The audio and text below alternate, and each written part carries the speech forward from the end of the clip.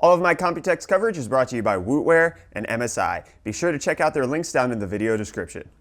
So I went to the AMD press conference here at Computex a few days ago, and like many of you, was hoping and waiting for any news on Vega, with the faintest hope that there might be something to check out here at Computex, but there wasn't. And I left that press conference incredibly disappointed. However, my spirits lifted once I made my way over to the MSI booth to see the graphics cards that they had on hand. And while there wasn't any new architectures launching, what MSI did launch was incredibly exciting.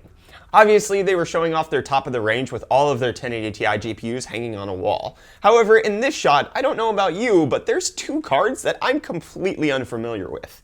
First up, the more mysterious one, the 1080 Ti Duke.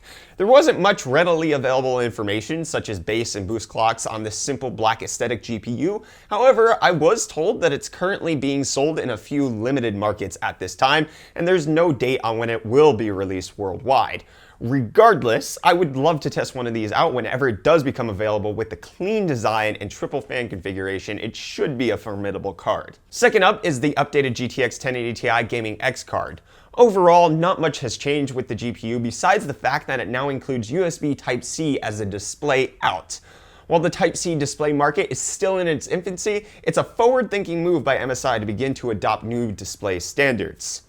Then finally, we get to the star of the show, the MSI GTX 1080 Ti Lightning Z graphics card. Gone are the days of the bright yellow accents on this card. Now we get gorgeous silver accents with a gorgeous set of RGB LEDs around the rest of the card. Instantly, I fell in love with how MSI has chosen to implement the RGB on this GPU, as it reminds me heavily of how G-Skill designed their Trident Z RAM.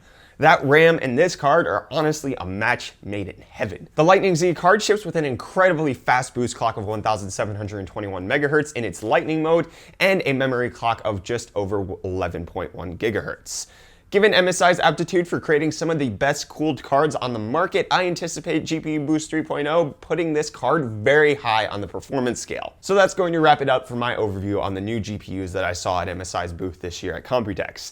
I want to hear what you guys think of the new cards. Do you appreciate the clean aesthetic of the Duke? Do you happen to own a USB Type-C monitor to take advantage of the updated Gaming X card?